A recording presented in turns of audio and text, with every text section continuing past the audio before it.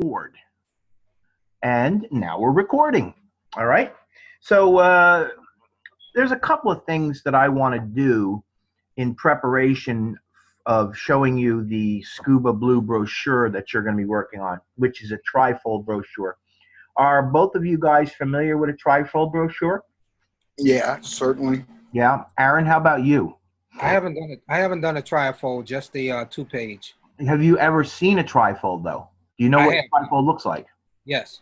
Okay, so essentially what it is, they could be a different size, but they generally tend to be an 8.5 by 11 piece of paper that's been turned on its side. So they have the configuration called portrait and landscape. Now, do you guys know what the difference between portrait and landscape is? Yes. Okay. Yes. So, yeah, so when you're dealing with a trifold brochure, you're taking the portrait and you're organizing it so that it's landscape. And then it's simply folded twice. And one of the folds, the fold that folds in, is a slightly shorter fold. But they basically come out to where they're pretty much 3 equal panels. And there's Jeffrey. Hi, Jeffrey. How you doing? Doing well, thank you. Good. So, yeah, so that's what we're going to be doing. So what I want to do first, though, is I want to show you a kind of a neat little trick. So here's our logo. We're going to be using this logo tonight. And if you remember what we did last time with this logo, we created spot colors for this logo, right? You guys remember that? Yes. Okay. And I assume that you have no questions or problems with the process that goes into doing that? No, not really. I pretty much remember it. Okay. It worked out pretty good for me, too. Okay. Yes. So you had no questions, no problems. It's very important that you understand that when we talk about printing, we generally have 2 very specific ways that we're going to print. And that is multicolor print, which could be anywhere from 1 to several different individual colors. Usually, once they reach 4 colors, it starts to become a little ridiculous to do 4 spot colors, although I'm sure it's been done plenty of times. Usually when you hit 4 colors or more, then they generally go automatically into full color printing, which is process printing, okay? So this logo is the logo that we created for our spot color job. And I might have shown you this last week, but I want to go over it again because I want to make sure that everybody understands that there is a difference between spot color and process color. And it is important for us to actually make sure that we have the right kind of logo going into our project. What I'm referring to is the fact that this particular logo, if we save this and put this into our 4-color process project, the printer would see these 2 spot colors being used for this logo and would right away think that we would want those 2 colors done as spot colors. So what would happen is automatically he would have to add 2 plates, 2 spot color plates to a 4-color job, meaning that now you've got something that is like a 6-plate or 6-color job. Do you get that? Do you understand that? Yes. So the problem with that is it's going to cost a lot of money, and generally speaking, it's not necessary or something for that matter that you want. So Question. Go ahead. Question. When you say 6, he would have 6 plates or 6 colors to work through. That's because of the white, black, and the 2 spot colors plus the 2 plates that he would have to add? No. Because if you're going to do a process color job, you're going to be using process colors, which are CMYK, cyan, magenta, yellow, and black. Right. Okay. And then if you use these 2 colors, which are spot colors, you would have that Pantone 7695C, and you would have that Pantone 3015C as separate plates. Remember, Pantone or spot colors print on their own plate, right? Right. Remember that from our discussions last week? Right. Okay, so if you have CMYK, how many plates you got? That's 4. And if you got 2 Pantone colors, how many plates you now got? That's 2 more. That's 6. There you go. That's exactly what we're talking about. Okay, got it. And the important thing to understand is that we could convert these to process, and then they become part of the CMYK workflow. And then we don't have to have these 2 plates. So what I want to do tonight is I want to bring this up and show you how we go about doing this. I'm not sure. I might have shown this last week. Does anybody remember me making this as a process as well as the spot color logo? Yes, you did. That was one of the first things you did last week. Okay. So I know it's redundant and all, but I will do it again because I think it's a good time to go through this and revisit it to make sure that you get this. In my opinion, the stuff that you're learning in this class is an incredibly important set of skills.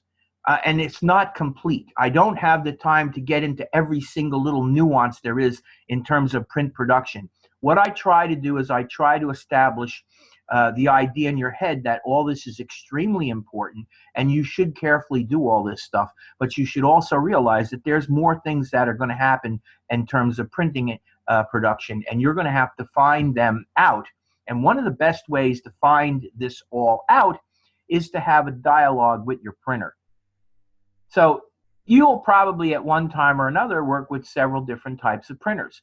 And it would be a really good idea for you to talk to your printer about some of the production things that might be required for him to do your job properly. And as a matter of fact, later on tonight when we get into looking at the trifold brochure and I show you a little bit of things about how that gets set up,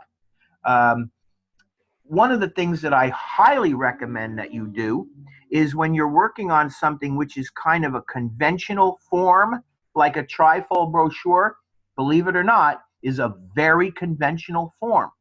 Instead of you as the graphic designer trying to lay out a trifold brochure, the smart thing to do is to talk to your printer and ask your printer to supply you with a trifold brochure template. He will be glad to do that, and I would be very surprised if he didn't have one sitting there waiting to give it to you, but you have to ask for it, right? And doesn't that make sense? Right. Yeah, it does. Okay. Now, I'm going to play the role of the printer. And what I did for you was in that package that I have in announcements, I have actually a template document, which I'm going to show you, and I'm going to talk to you about a little bit. I have a template document that I created for you to use. And I want you to use that template document when you make your trifold brochure. And I do it because I really do want you to understand that a printer can do this for you, and if you ask, you will get. It's sort of like the squeaky wheel gets the grease. If you're not going to squeak, you're not going to get greased. So that's the whole thing. And it's going to be totally left up to you to do. And you can save yourself a good bit of work by having your printer supply you with your template document. Okay? Any questions?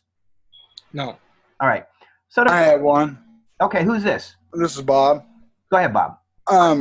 With the trifold now, we're talking about a document that's usually two-sided, right? Or like up to 6 pages. Well, there's 6 panels. There's 2 pages, 6 panels. Right. It's a front and a back deal, and it's divided into 3 panels and 3 panels, inside and out. Okay? Okay, thank you. Yeah. All right. All right, so the first thing that I'm going to do here is notice how I got my my art area very tightly brought up to my logo.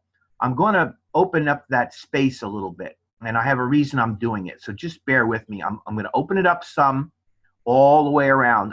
There's no particular amount that I'm doing it. It's just kind of a random amount, but I'm going to open it up some so that I have some white space around all of my elements, okay? So that's the first thing.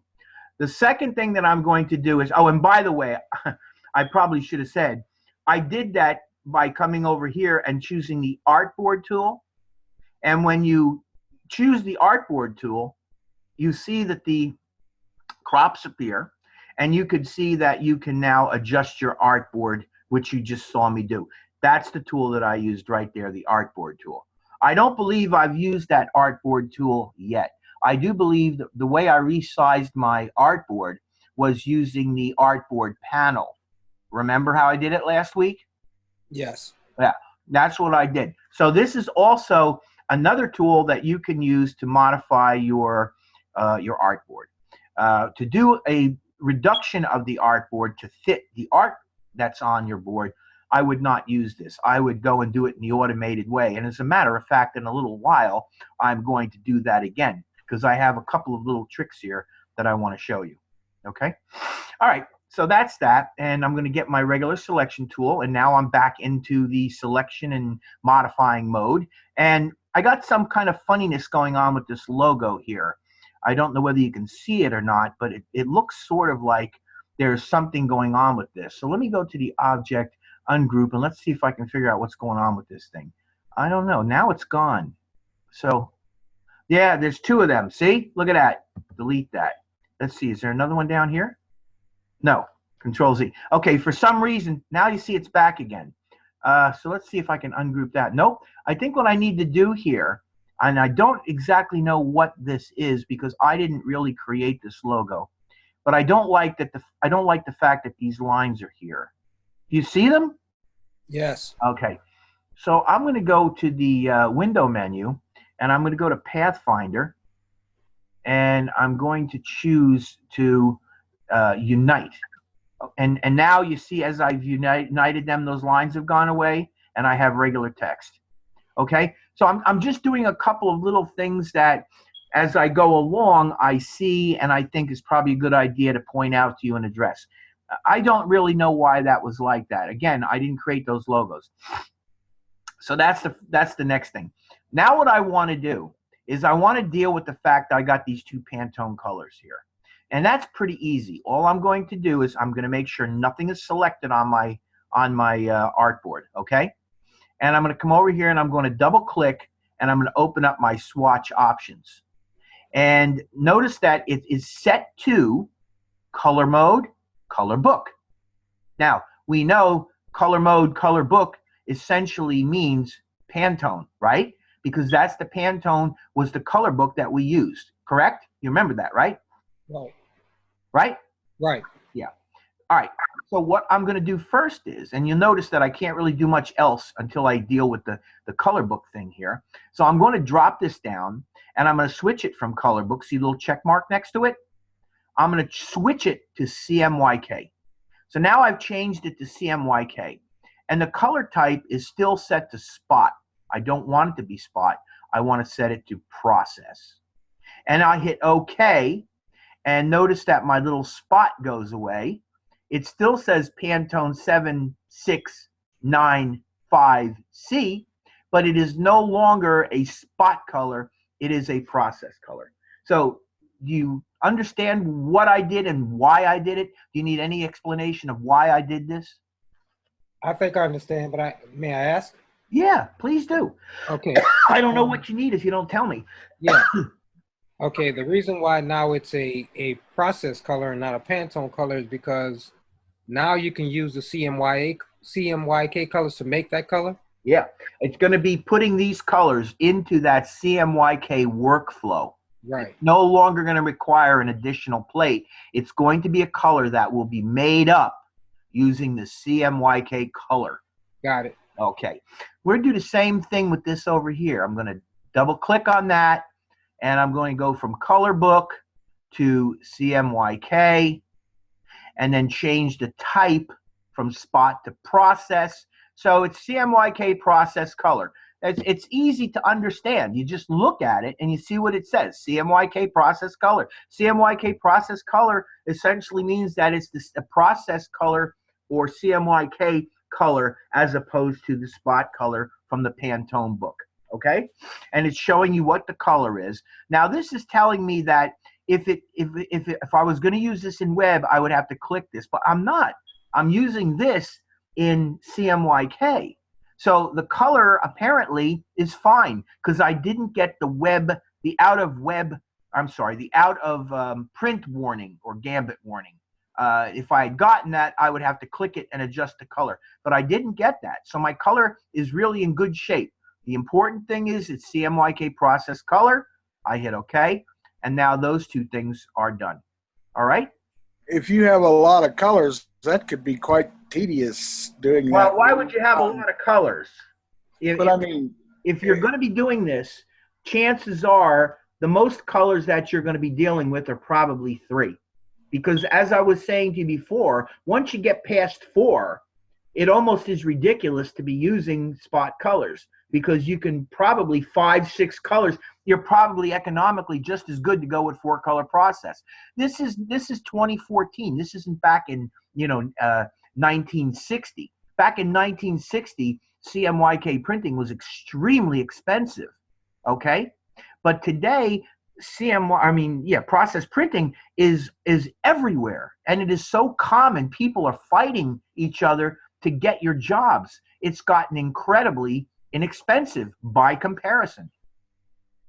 So I don't know that you would really ever find yourself doing a whole lot of these colors up here because it just doesn't make any logical sense to be making more than, say, 4 spot colors. So maybe I would say, in my opinion, 4 colors would be the most you'd deal with. And if more than that, you probably would be going towards or considering going to full color. So can I ask a question? This is Jeff. Yeah. Yeah. So you would use the 4-color process for a printing press, correct? Yep. The pen. Yeah. And then if you're doing CMYK, that's just maybe like a laser printer, or that's No, what you're working with when you're dealing with spot color, it's a printing press. When you're dealing with CMYK printing, chances are that it is also a printing press. Although there are some copiers that work in CMYK, but I sort of think that there's quite a few of them that are in RGB. I'm talking about the high speed laser photocopiers. right. Yeah.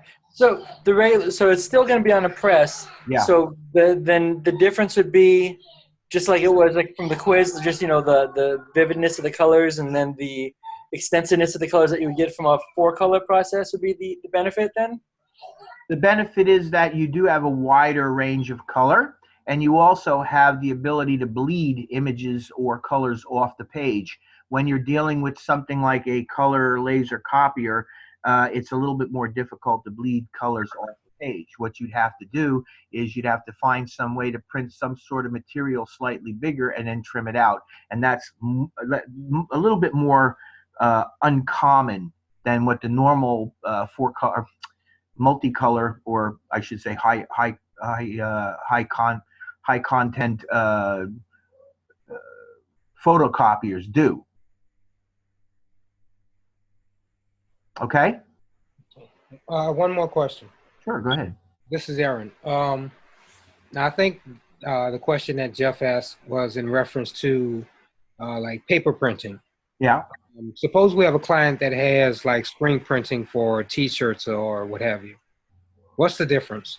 Well, they actually do have a form of 4-color process printing for screen, for shirts, or for garments, or for anything for that matter. There's also dye sublimation printing, and then there's multicolor printing. And you can get up to, I think, I could be wrong now, but I think you can get up to a 12-color press where you could set up to run 12 individual colors on your shirts. And how they do that essentially is they set up 12 different colors registered exactly the same way as you would register a printing press. And then they would print the first color, and the first color would then stop for a second underneath a drying unit, which is nothing more than an upside down heating. You know what a salamander is? Yeah, the animal? No, salamander Like in a restaurant, it's a little thing that has some heat on the top that sort of radiates the heat down. Okay, yeah. Well, that's kind of what they have on these presses. So as you print color 1, it moves under this sort of like a salamander thing, and it kind of dries the color a little bit. Then it moves to the next position where the second color is, and it runs the second. and it just keeps going around and around and around like that. And when it reaches Where the is he end, getting there's that from, somebody there Mattel? to take the shirt off and somebody to put a new shirt on. Right. So you can do up to 12 color printing that way, and there are companies that do different forms of dye transfer for printing, and they also do heat transfer printing. There's a whole bunch of different ways that they do that, and some of them are using multicolored images, sort of similar to CMYK, although I'm not exactly sure that they break out in terms of plates. Sure, I'm sure some of them do. Right. Well, the reason I ask is because, you know, there are design websites where you can put in bids for people who have they may have a job for T-shirt designs and they want it in print-ready format when you send it to them. Yeah. Well, that in a situation like that, if you were going to get involved in that, what I would be doing is I would be doing a little bit of preliminary research to contact some of these companies that produce that sort of a product and find out how artwork is ideally prepared for them. And Right. once you have an idea of how that is ideally prepared, you then would be able to do it. Because, I mean, in the end, if you know what any particular thing requires, you're going to find that it's really not that difficult to pull it off. It's really Right. just knowing what you have to do. Right. All right? Let me see it, Josh. Okay. Any other questions? No, I'm good. All right. So the next thing that I want to do here is I just want to stop for a second, and I want to open up my Scuba Blue final InDesign project. And this is what we're going to be working on. And the reason I'm opening it up is because I want to show you this logo up here, and I want to talk to you about it a little bit. Now, right now, this doesn't look very good because I'm not sure how much you know about this, but there are different ways that you can view your document in Adobe InDesign. If I go to the View menu here, you can see that I can choose from Display Performance, Fast Display, Typical Display, or High Quality Display. I think I actually talked to you about this last week, right? Right. Yeah. So this is being shown in Typical Display, and you can see what that does to that logo there, right? Right. Looks fuzzy. If I hit High Quality Display, there, it renders the image much more exactly how it will look. So the reason that I'm showing you this before we go any further is because I want to show you something. This aqua logo here is being applied. Let me zoom it out a bit. It's a little closer than I wanted to go. That's better. This aqua logo here, this Aqua Excursions logo here, is being applied over top of a blue background.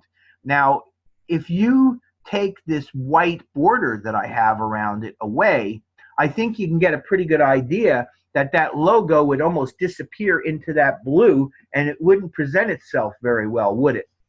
Right. Right. So what I want to do is I want to show you a very interesting little technique that you can use in Adobe Illustrator to create this sort of a white background to enable you to be able to put your logo. And I also want to talk to you about how I created this gradient here, because I think that's another really cool technique. So there's two little techniques that I want to demonstrate here, and I'm going to do that in Illustrator. But before I actually did that, I just wanted to come in here and preface it by showing you what I was going for and give you the opportunity to ask me any questions you might have regarding what I'm about to do. Okay? So what I'm going to be doing in a second is I'm going to be showing you how to create this white border around my letters, and I'm going to also show you how to create a gradient the correct way using my two color. Okay? Good. All right. So I'll go back to View, Fit, Paging window, and then I'm going to minimize this, and we go back to the Adobe Illustrator. All right, let me quickly find my, if I have it out, I don't have it out. Go to Window, let me find my layers. Yeah, okay, so I don't have my black background layer, I don't think. No, I don't. All right, so I'm going to create a new layer. And what I'm going to do is I'm going to come in here, and I'm going to create on that layer, call this, I'm just going to call this background. And there's a reason I'm doing this. I'm doing this because I want to put a color on here. I'm going to click and drag out a color. I'm going to cover the entire area with it. Then I'm going to drag the background layer down below layer 1. Okay, so you see why I'm doing this is because I want to show you how lost this logo gets. See what happens if you get it against blue? Yeah. Now it's not the exact same blue that's in my InDesign scuba blue brochure, but it's close. And this is what will happen if I don't do something special with this logo. That's really why I'm doing this. All right. And this is something that could be done with a corporate logo that more than likely the company that's using that corporate logo would not object to, because you are really in no way modifying the logo. You're just basically creating a slug area to keep the logo off of the background. Am I making any sense to you guys when I'm explaining this? Yes. Okay, so I'm going to lock that layer because I don't want to be able to select it. See what I did? I locked it, and I'm not able to select that layer. So the first thing I want to do is I want to select all of my art. So I marquee, I get all of my art. And I'm going to go edit, copy, edit, paste, and back. Okay? And then what I'm going to do is I'm going to turn it all. This is the one that's in the back now. I'm going to turn it all white.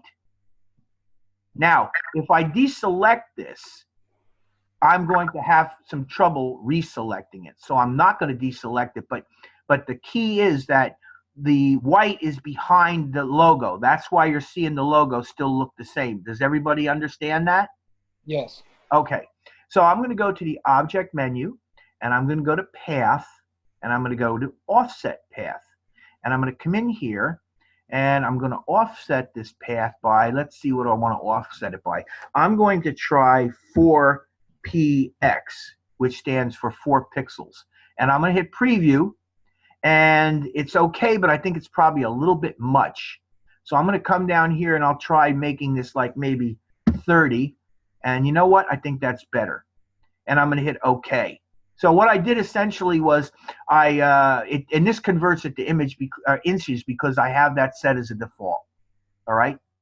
So do you understand so far what I did here? I hit OK, and I'm going to deselect that. And you see what I did? I went in and I artificially created this nice slug area to basically cover up my my text and keep it off the background. So it is not a stroke. Pardon me? It's not a stroke. It's no. It's actually what it is. Is this Bob? Yes. He's asking the question. Bob. Okay.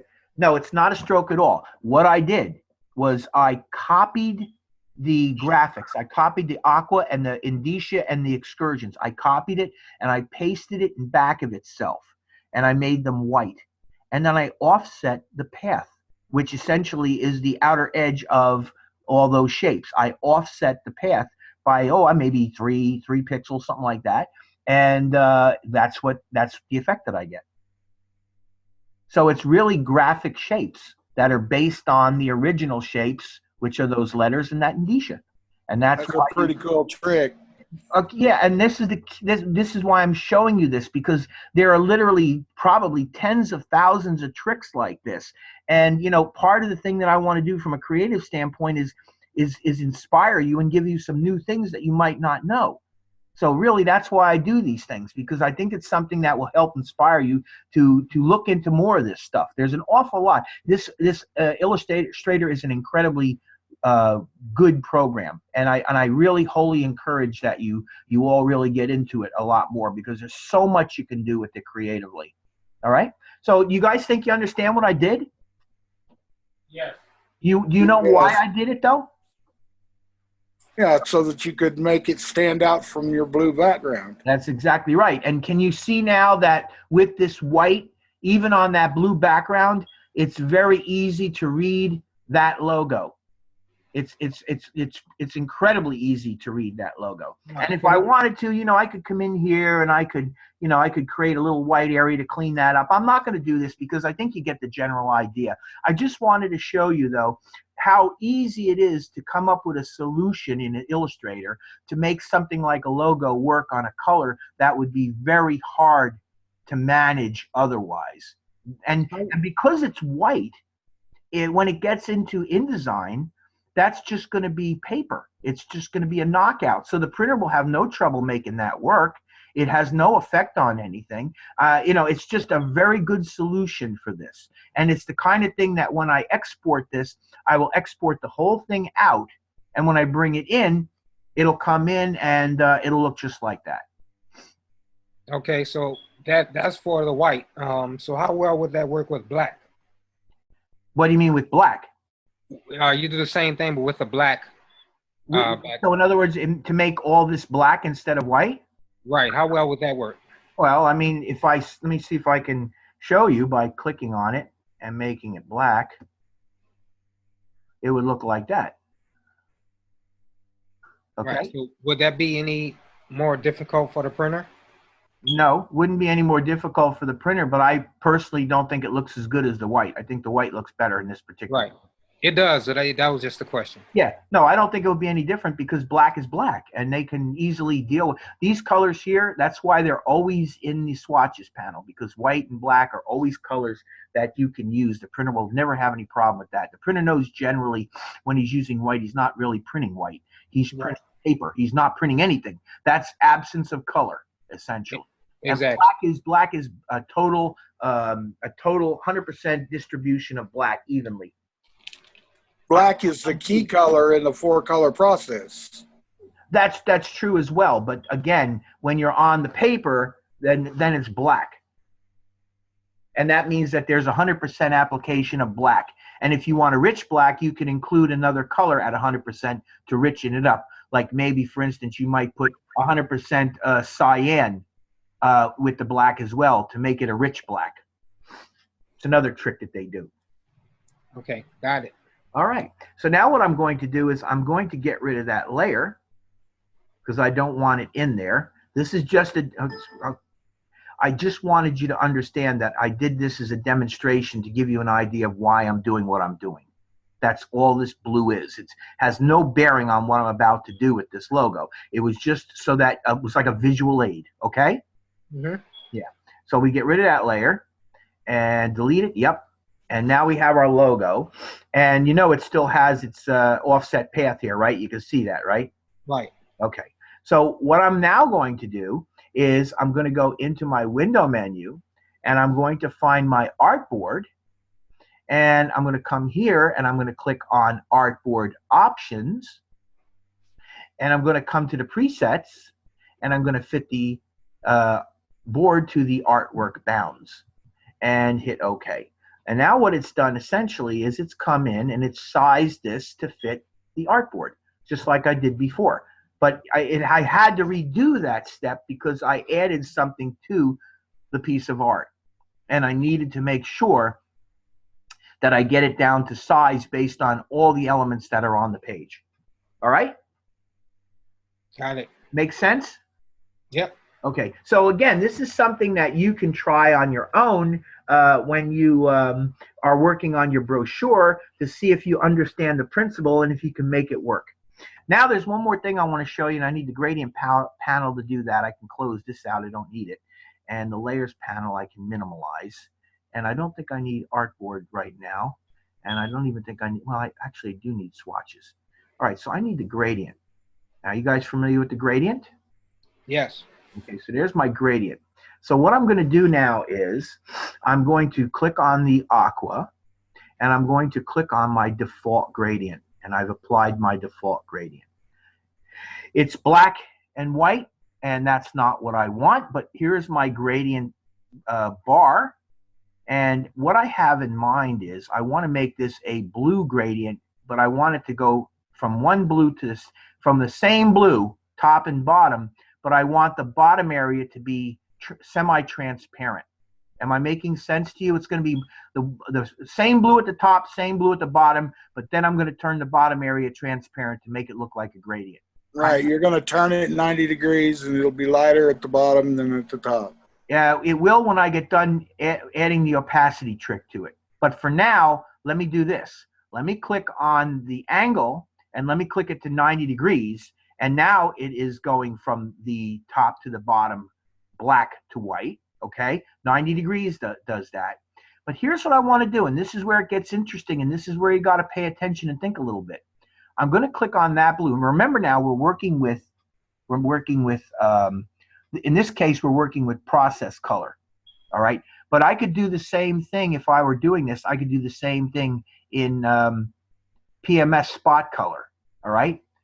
So I'm going to drag this color down and I'm going to sit it on top of that right there. Then I'm going to come over here and I'm going to click and I'm going to drag that and drop it right down there. Okay. So I actually have a slider that has two blues on it. See what I'm doing? I don't even have to do that because you saw it worked with just the one. But I want to do this because I want to show you the trick. And I want you to think that if you were doing this in spot color, this is how you would do this. So now what I'm going to do is I got the one at the bottom selected. That's the one that's at the bottom. And I'm going to come here in my opacity and I'm going to drop it down to, let's try 30%. And that looks pretty good. So it might be a little bit light. So let me come and bump it up to 40 and see if that's a little bit better. And that's probably a little bit better. There you go. So now what I have is, and you can see what happens here. This is opaque. When you get over here, you see how the color is opaque? And as you get closer and closer and closer and closer to that chip right there, you're seeing the little gray coming through, which tells you essentially that this is transparent. All right? So do you understand what I'm doing with this? I'm actually making a transparent version of that color blue at the bottom, and I'm giving a full color blue at the top to create that look of the Aqua logo. Any questions about that? No. No? Makes sense? Yeah, so far. And then again, as I say, I could just use white on this if I wanted. Okay, I could. Let me select it first. I could probably just use white on this. The only problem with white, though, is see what happens? See how it makes it go away altogether? And that's not the look that I want. So really, the reason I'm doing it the way I'm doing it is by dragging the color in there, I get a nice light blue here and a dark blue back there, and I got something that looks sort of gradient-like.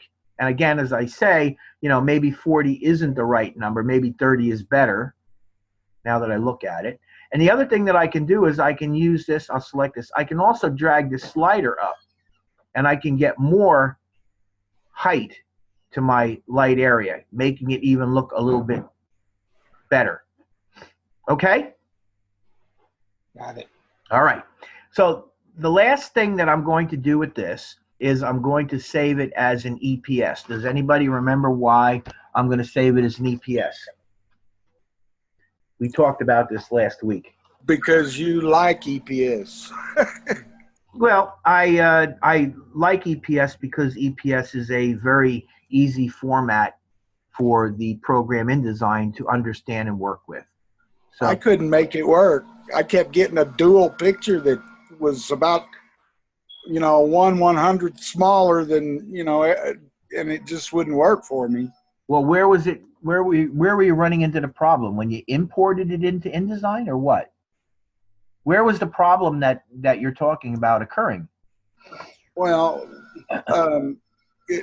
when I saved it, you know, I don't know. Maybe I wasn't doing it right, but yeah, importing it into InDesign, it was So you know what? way too small, and they were side by side instead of up and down. Okay, watch me do this, Bob. This is Bob, right? Was that Bob that was just talking? Yes, it was. Yes. All right, so is this the logo that you were using to do this, Bob? Yes, it is. All right, so here, I'm going to save it as an EPS, and then I'm going to move on into InDesign, and we're going to work a little bit in InDesign tonight. And then you'll see me bring this logo in that I'm creating tonight. Before I do that, let me come down here and let me right-click and put a new folder on the desktop. And I'm going to call this Class Monday. All right, Class Monday. Because I'm going to put a couple of things. Well, I'm definitely going to put one thing in there, this logo. File. Save as, copy, or actually save as I think I can get away with here. And I'm just going to call this logo, not Pantone. It's going to be logo process, which is what I named it last week, right? Remember me doing it last week? And I named it logo, Aqua logo process, remember? Yes. Yeah, so I'm doing the same thing again. And here's my folder Class Monday, and I'm going to change the save as type. It's going to become an Illustrator EPS. I could also save it as a PDF. That would also work, but I tend to like the EPS myself. So I'm going to go with the EPS, and it's in Class Monday. Hit save. And now it's going to save my EPS. And the only thing I want to point out to you is the version up here. The reason I point this out is because believe it or not, I've run into about 4 or 5 people in the past month that have older versions. I've actually just worked with somebody the day before yesterday who had Illustrator CS2. And I worked with somebody on the weekend who had CS5.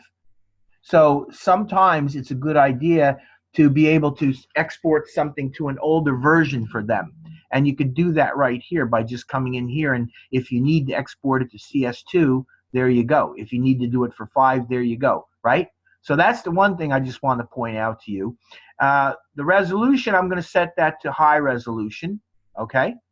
And the format, there are really only none TIFF black and white and TIFF 8-bit color. I don't want my format to be in black and white. I want it to remain in color, so I'm going to leave the default set. But this is important right here, transparent or opaque. If I click the opaque, what's going to happen is instead of this area that's white here being white, it is going to be, being transparent, it's going to be opaque. It's going to be white, and I don't want that. I want the transparency.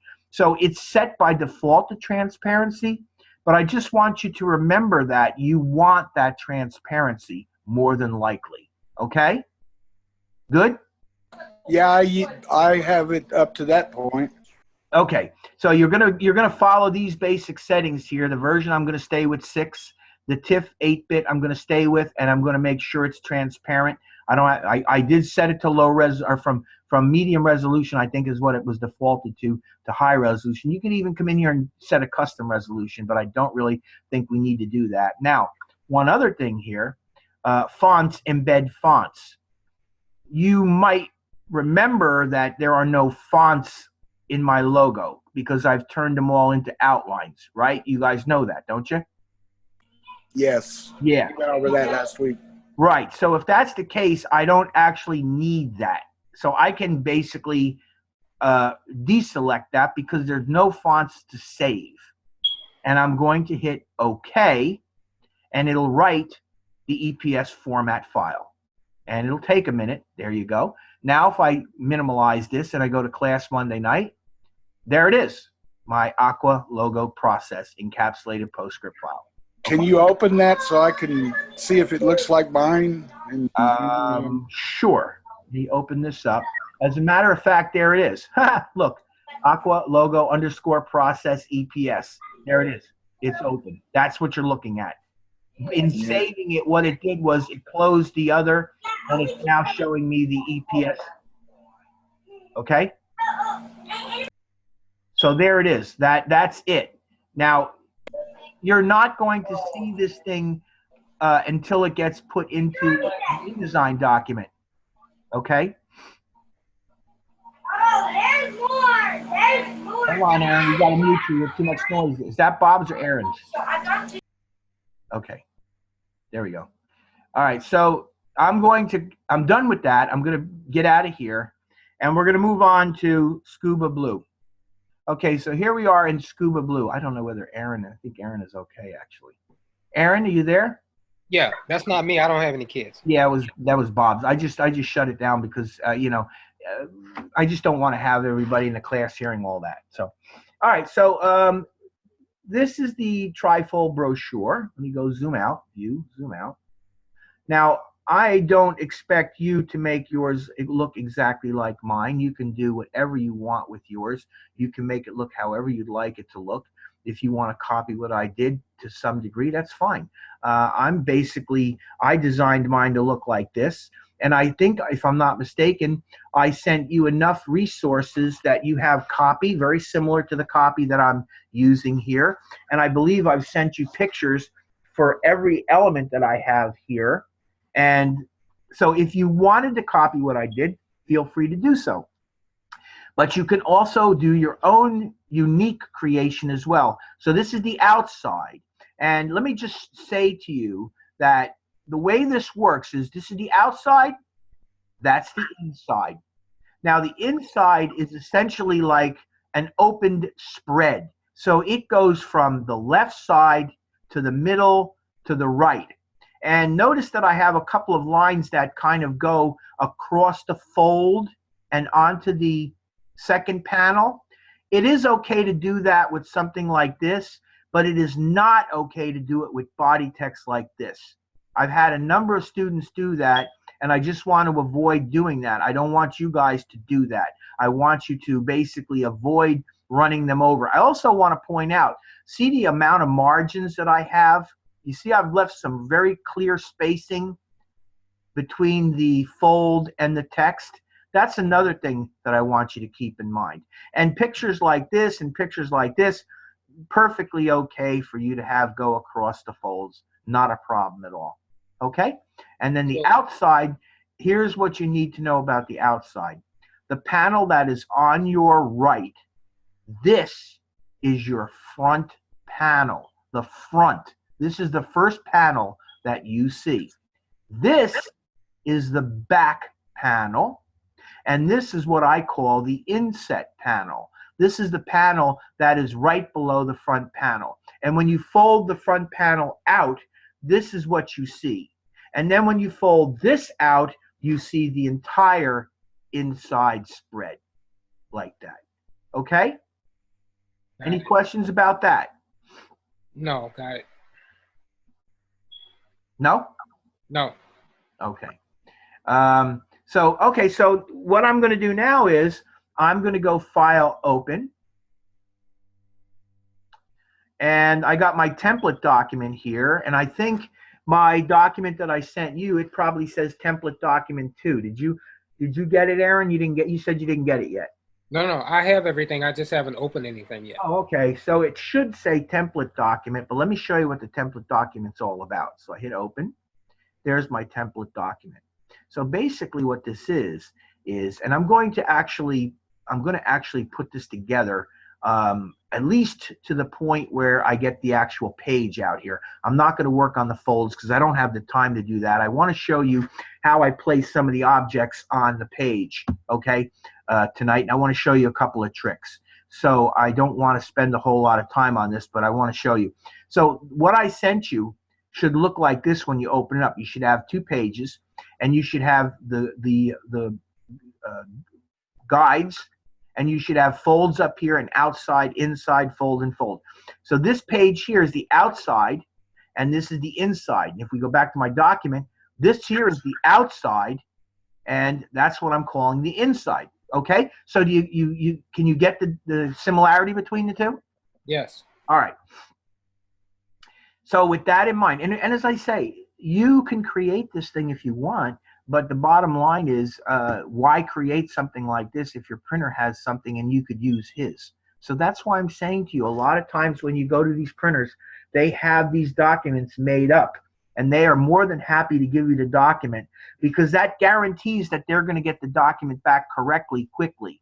And what it's really all about for them is they want to run the job and get paid, right? I mean, that makes sense, doesn't it?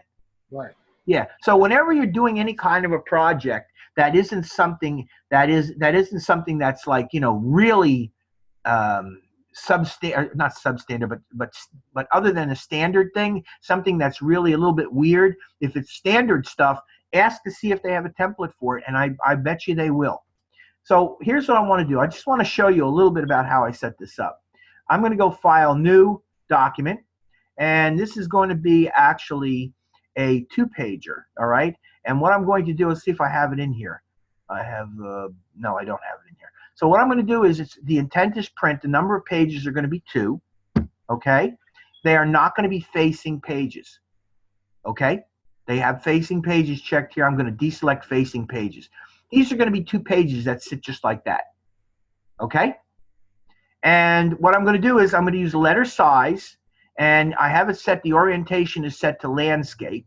The number of columns I'm going to use is, I'm going to just go with 1 here. And I'm going to set my margins. What do I have them set at? I think I have my top margin. Actually, I think my margins are equal all the way around. So I'm going to click on this. And notice that it's 0.5 inches all the way around. See that? So it's a 1/2 inch outside margin all the way around. Okay? Now my bleed is set to 0.125, which is 1/8 of an inch. That's that red line there, right? That's the bleed. Right. And the slug is 3/4 of an inch, and that's that blue line right there. Okay? So that seems kind of familiar to you from last week, right? Got it. Okay, so I'm not throwing anything at you that's like a big surprise, am I? No. Okay, so watch what happens when I hit OK. Boom, there's my document, and there are my 2 pages. I'm going to go zoom out, and you can see that I have my slug. The blue line is my slug. That's 3/4 of an inch from the trim. I have the red line, which is my bleed. That's 1/8 of an inch from the trim. And there's my purple line, which is my margin, and that's 1/2 of an inch from the trim. And the most important line out here is the trim, because the trim is where it's going to actually be cut. So what you would do now with this is you would measure out your 3 panels, and you would put crop marks, and you would put guides out here. And when you do all that, I'm going to get rid of this now. Do you have any questions about this?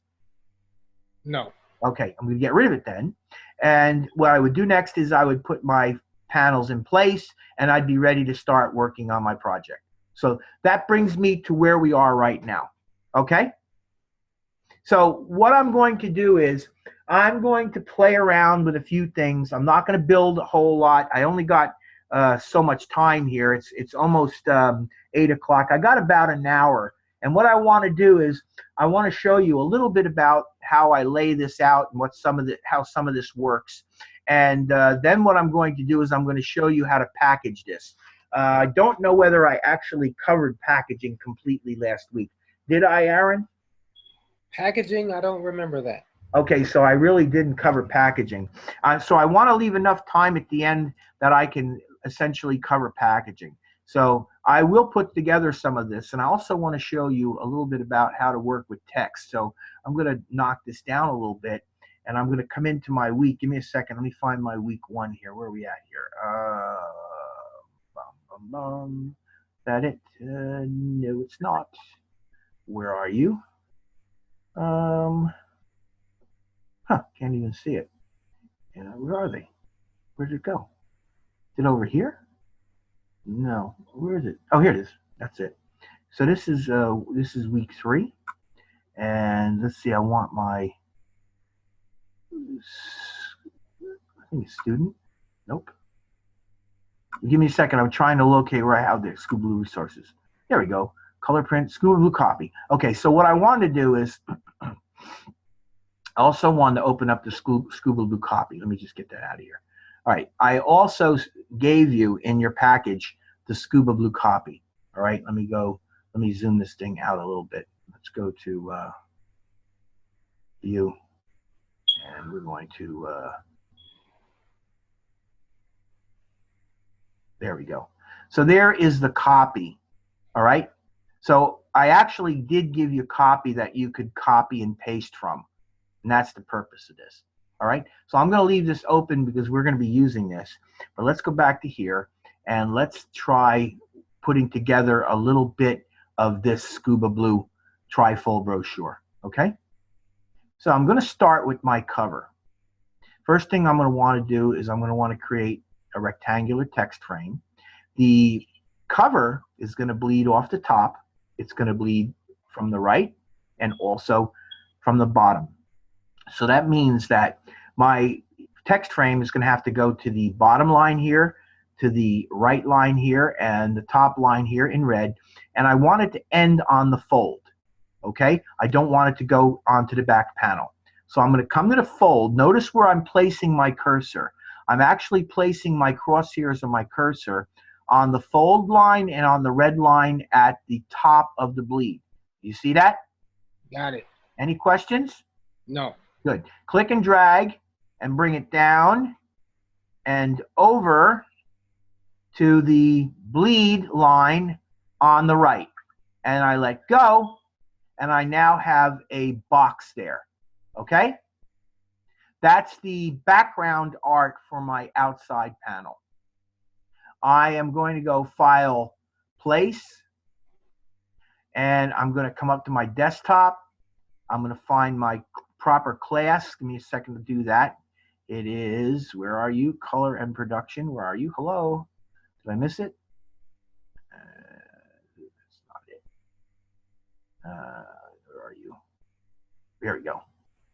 And I'm going to come in here and I'm going to find week 3. Go to week 3. And I think what I want here is links. Yeah, there we go. And I'm going to click on Diver 1. That's the picture that is going to be placed on the front cover. So I click on that and hit open. And I just want you to notice that because I had that box selected, the image came in to the box automatically because the box was selected. If it wasn't selected, what would happen is it would load into my little arrowhead, and then I could click and drag a box out and it would appear in that box, right? Did you ever see that happen, Aaron? I'll do it at some point if you haven't. But there's 2 ways that you could do this. You could create your box, keep the box selected, and then go File, Place, and it goes in the box. Or without the box selected, you could go File, Place, and you would get a little loaded cursor that you could click and drag the image in place. Okay? Right. Okay. So now I just want to point out to you that the image isn't properly placed inside the frame. So you notice that when I got it selected here, you'll see in the middle there's that little circular thing. Right. Now watch what happens when I click on that. Okay, you see the image? The image suddenly becomes available to me, and I can reposition it and scale it. Okay? Right. Can we do that, or can we do like text frame options? You could do that, but I think this is better in some cases, and I'm going to do it this way because I want to be able to set this thing to the size that I'd like. So there I've got it sized from top to bottom. Now all I got to do is place it so I get as much of this little character who's swimming along the bottom as I can get. And I don't want to cut his head off. I'd rather cut his legs off. So I'm going to bring this thing over until I get him something, excuse me, something like that is actually pretty good. Maybe even over a little bit more. I can bring him over to about there. That's probably pretty good. And then I'm going to deselect, and there is my front cover. Easy, right? Right. Okay. So I'm going to place my logo, and I'm going to put some text on the front cover. I'm going to use the logo that I created tonight because I want you to see how that looks. You saw me actually export that as an EPS, and it is in this folder right here, right there. Okay, Class Monday, there's the Aqua logo process. So I want you to actually see that logo come in here. So I'm going to come in and I'm going to, again, grab this box, and I'm going to come over and I'm going to drag myself out of box about like that. Make it a little bit bigger than I need. And I'm going to go File, Place. And this time I'm going to go to the desktop, and I'm looking for Class Monday. And there's my Aqua logo process. And I hit Open. And there's my logo. It comes in. And you can see already that it's basically working, except that it's really not the right size. Right? Right. Okay. So I can go up to the Object menu, and I can go Fitting, and I can fit content proportionately. And there I have it basically fitting proportionately. And if I go to the View menu and go Display Performance, Display High Quality, I got my logo showing in high quality. And I can then adjust my logo where I want, and I'm not going to bother measuring this, obviously. I'm just going to kind of do it by eye because I got other things I want to get to tonight. But I want to give you an idea how you think about putting together these panels. What I generally do is I generally deal with one panel at a time. And I don't go in and try to build more than one panel, because each one of these panels, until you get to the center portion of this thing, each one of these panels are kind of meant to be seen on their own. So I try to keep in mind that that's the case, and I want them to look right one at a time. Does that make sense to you? Yes, because they're going to be folded. They kind of are going to be folded until you get the center part, which is then it's totally open and you can see the whole thing. But yeah, so I'm just basically doing this way because, you know, I want them to look as good as they can look individually.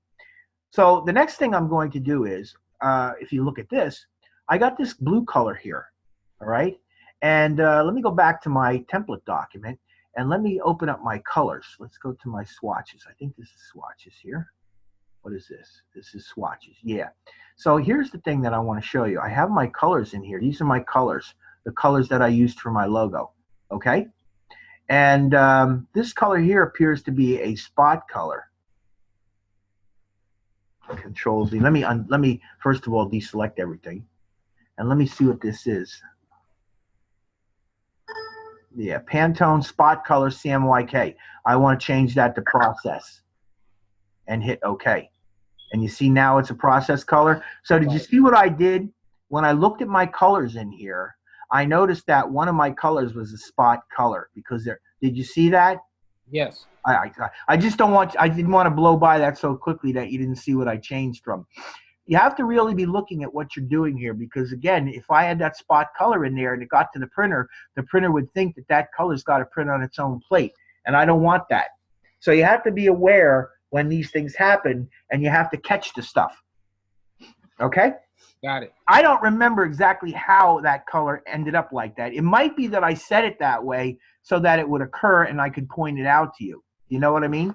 Right. It could have been something that I did, sort of like a little trap for myself, because I lay traps every once in a while, because I really do want to teach you things. And the best way to do that is to have things occur that I can then point out. So I'm going to come over here and I'm going to drag a box. And now this box is going to be all the way out here on my bleeds, top and left. And I'm going to come and I'm going to click all the way down to the bottom bleed. And I'm going to come over and I'm going to butt this right up to the fold. Okay? And now I have my two panels completely covered. And what I want to do is I want to generate a color that's going to fill both of those areas. What's really great about this is I can actually steal color from in here, and I can steal any color that I would like in here. So what I'm going to do is I'm going to come over and I'm going to get my eyedropper tool, and I'm going to come up here. I generally like to be up in this area for this color. I could go down and choose a lighter color if I want, and I could even choose a darker color. But I tend to like the little bit mid kind of range of color up in here. When I do this, I generally go up in there and grab it. So I'm going to click here, and it automatically throws that color in. And there I now have a color, okay? And if I want, I can come in here and I can create a new color swatch from that color. See? And it's CMYK process, and there's my color. And I hit OK. And now I have my new color that I've created. Now, why would I want to put that color in there? Because somewhere inside the brochure, I may have some text that I would like to color with that color. I'm working sort of like a way of integrating elements. You see what I'm doing? Yes. Does it make sense? Right. Okay. So the next thing that I'm going to do is I'm going to come over here, click on the text tool, come over here, click, and I'm going to drag a little bit of a text box, sort of like that. Okay? And then I'm going to come in here to my Scuba Blue copy. And Aqua Excursions Dive Adventures, I'm going to select that text, copy it, and then what I'm going to do is, here's where I am, actually, Scuba Blue Dive Adventures. Okay, so I've added copy. It's no longer just says Aqua Excursions, Scuba Blue Dive Adventures. All right, so that copy I'm going to modify. All right, I'm going to put it in and I'm going to modify it. So what I'm going to do is I'm going to get my template document and I'm going to go Command V and I paste it in. And what I'm going to do actually is I'm going to get rid of the Aqua Excursions. I don't want to repeat that. I'm going to remove that. So it just says Dive Adventures now. Okay? I'm going to select it. I'm going to give it a color of paper. Remember, paper is essentially white. And I'm working with Myriad Pro, not Minion Pro. So what I'm going to do is type in MYR, and it'll go to Myriad Pro. See how it did that? Yes. It's actually a pretty smart program. And then I'm going to come down here and I'm going to click on the Myriad Pro drop down and I'm going to choose bold. So I've now made it Myriad Pro bold. And I'm going to bring it up. I'm going to bring it up until I like the size of it. I'm going to go 17. I think it was around 24 is the size that I used. Does that look about the same size? Actually, it looks like it's a little bit on the small side. So let's try 26. And that's probably okay. So I'm going to choose that. And for some reason, it ended up going black. I don't know. Maybe I hit the wrong one. Let me click on that again, and let me hit paper. And now deselect it, and there you go. So now I have my dive adventures, and I have my logos, and I select them both, and I'm going to align them on each other. And you know what? They actually didn't move, so they are aligned. So now the only thing I have left to do really is to adjust these to where I want them. And I think maybe what I do is I bring this logo down a little bit. Not too much, but maybe just about like that. And there is my front panel. I'm relatively happy with that. I might visually just move this over a little tiny bit. I know it's not centered, but I think that looks more visually centered. At least it does to me. I actually could go a little further with it. What do you think? Yeah, that's a little bit better because of the outside. Yeah. So anyway, there is my front cover. Okay. So I'm going to go File, Save As, and I'm also going to go to the desktop on this, and that's Class Monday, and I'm going to save that as template document. I'm going to call this AQUA underscore TRIFOLD, Aqua Trifold, and I got that T in there. There we go, Trifold, and hit save. And it's an InDesign document, and now it's been saved. So the one that I had in there has been released, and now I'm building a new one. All right? Mm-hmm. So what I want to do now is I want to put my turtle into this thing. So I'm going to come over here, and I'm going to click, and I'm going to drag a box out. Let's bring a box about like that. And I'm going to again go File, Place, go to my desktop. I'm going to go to my print production color theory, week 3, and find my images. There's my links, and I'm looking for my turtle. Now notice that my turtle is a TIFF file. Okay, so the EPS logo is a graphic logo, and I use that file because of what it is. This is a TIFF because I needed transparency on this. And the reason I needed transparency is because this turtle is really completely transparent.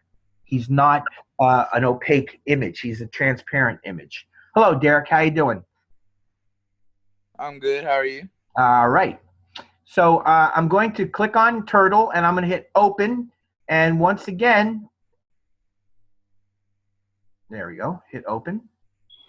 And once again, see, because I had the box selected, do you see how the turtle came into the box?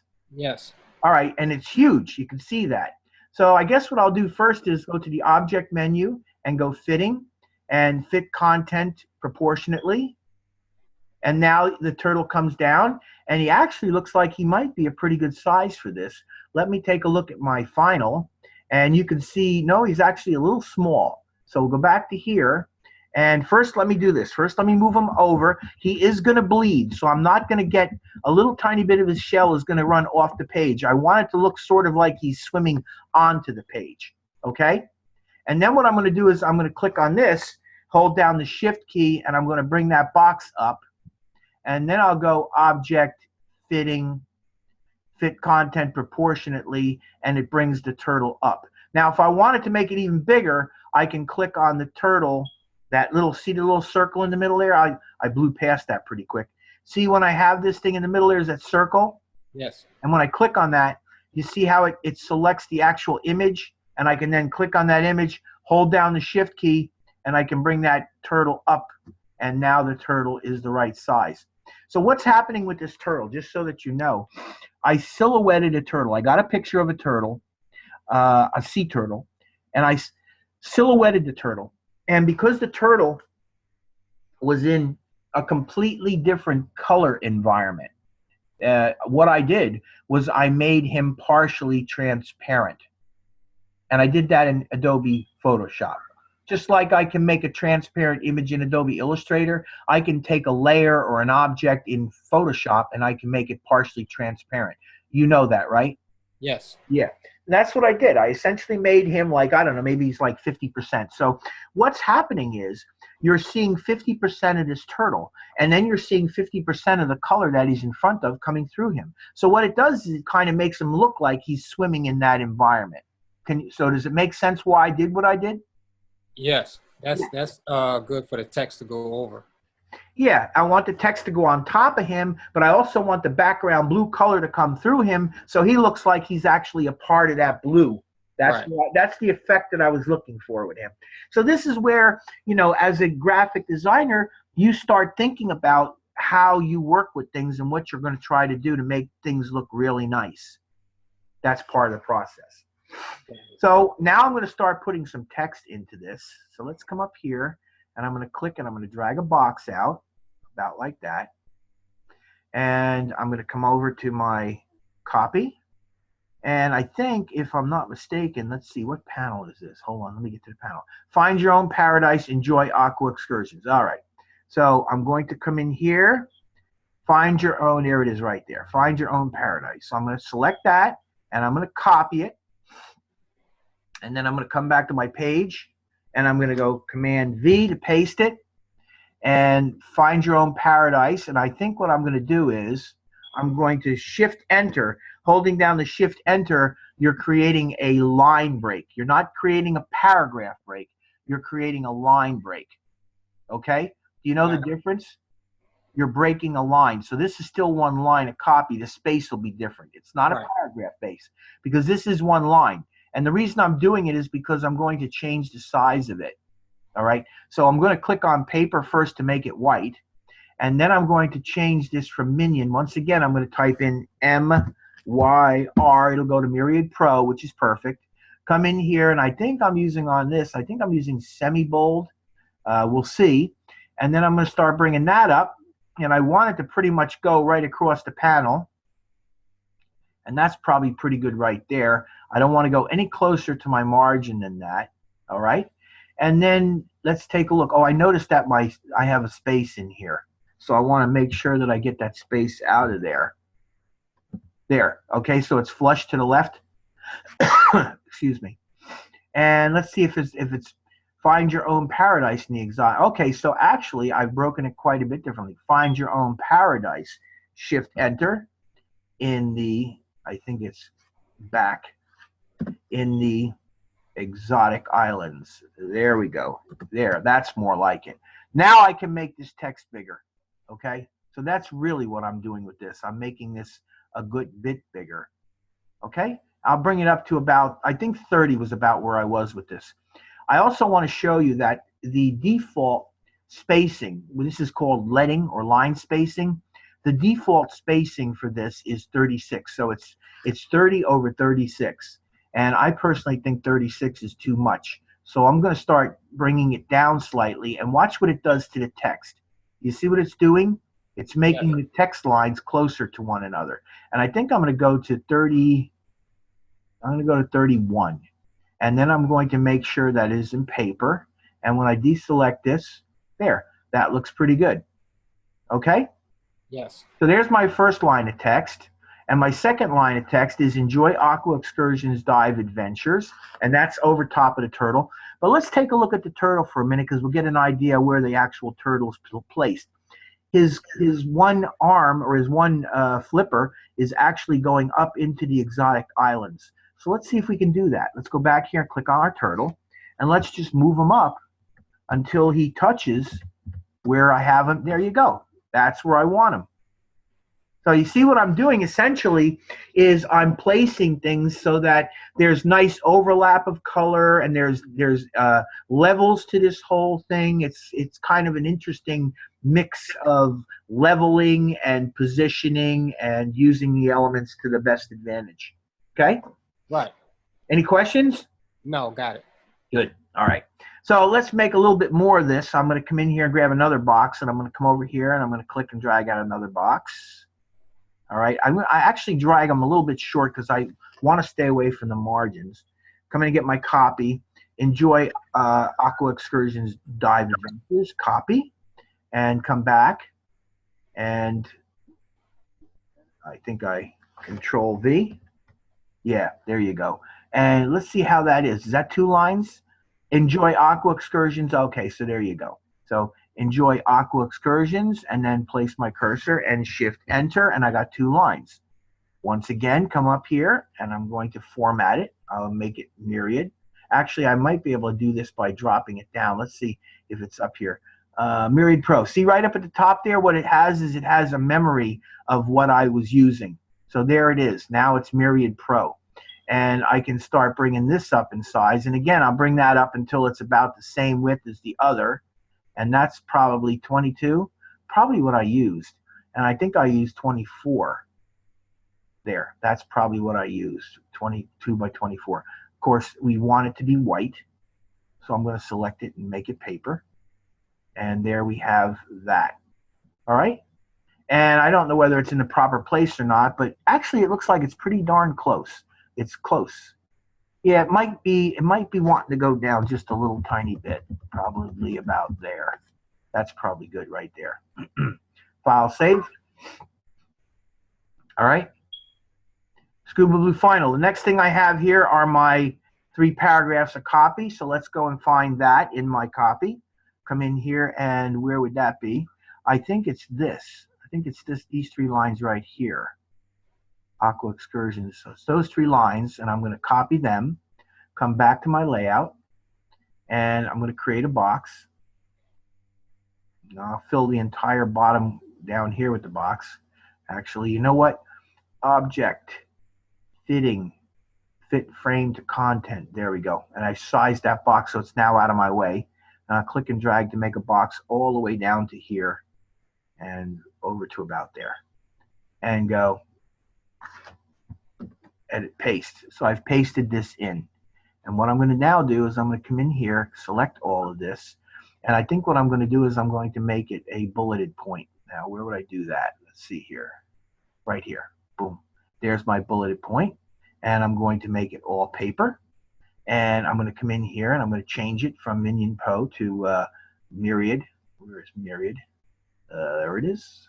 And I think it's Myriad Pro Regular. Yep. And I think 12 point was about what I was working with. So let's see if I'm right. And let's check it against the other. Yeah, it's probably pretty close, except that I have some space. So what I'm going to do with this is I'm going to select this. And notice that I have over here, I have space before and space after right here. Space before and space after. So you know what that means, right? That's in between the paragraph. Yeah, if you put space before, you're going to put space before the paragraphs. Right. Or space after the paragraphs. Right. I generally use space after, and I'm going to type in, and I'm going to click a couple of these things. And I see one thing is a problem here. See that your needs? I'm going to hit backspace, and I'm going to bring that up and put a space in there because that's actually part of that paragraph. And there I have that text set in place. And I probably could drop it down just a little bit, although I don't think I'd want to drop it down too far. And let me just take one quick look here. Offers exotic. Okay, let's see what that line says. Offers exotic. So actually, I think this copy's a little bit small. I think it's 14. Yeah, I think what it is 14. There you go. Okay? So there's my inset panel. So if you think about what's going to go on here, you're going to, first of all, you're going to see this, and this is all going to be folded up. This will be the first thing that you see. If you were to flip it over, you'll see what was on the back panel here, which I haven't really put anything on.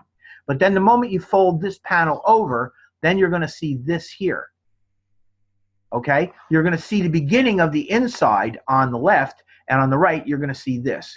Then when you fold that out, you'll see the entire inside spread down here. Okay? Got it. Does it kind of make sense? Yes. Okay. So really what you're doing is, and I just want to go back to the copy for a minute. If you choose to use the copy that I supplied, here's the copy that I supplied. If you choose to use that copy, you could very easily just do what I'm doing, cut and paste it in, and then just format it to whatever way you would like. Do you have to use Myriad Pro? No. But what I would do if I were you is I would pick a font that's easily readable and something that you like and stick with it. Don't go in and use 4 different, 5 different fonts. That's a mistake that some people do. I generally use, in a piece like this, I generally use a one font.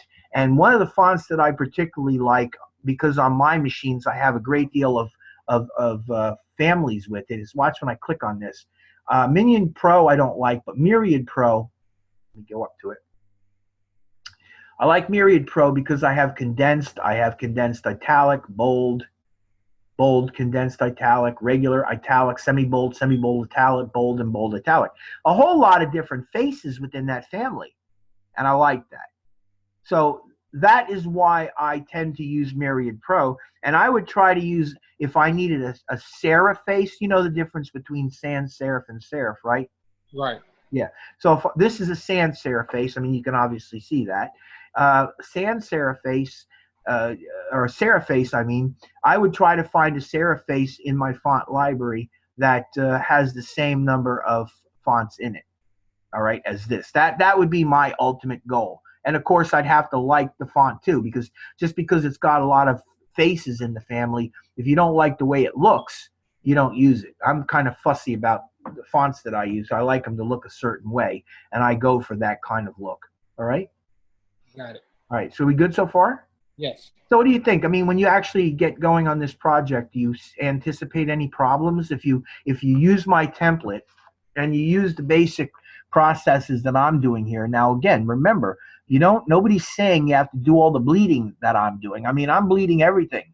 This whole front is being bled. All those areas are being bled. So that means that the entire front of this is going to have a kind of a blue feel. I don't have to do that. You don't have to do that. You can copy what I do if you want and see if you could duplicate the look. That's fine.